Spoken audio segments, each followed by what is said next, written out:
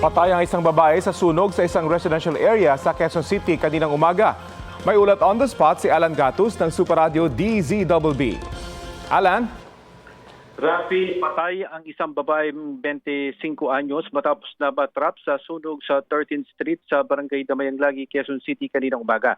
Batay sa inisyal impormasyon mula sa mga arson investigator ng Bureau of Fire Protection Quezon City, nakitang labi ng babae sa loob ng isa sa mga nasunog na bahay. Ayon sa lalaking kasama ng biktima, may pagkakataon pa sana na makalabas na ang babae pero bumalik pa siya sa loob ng nasusunog na bahay. Sa ngayon, inaalam pa ang dahilan ng pagsiklab ng apoy at ang bilang ng mga nasunog na bahay.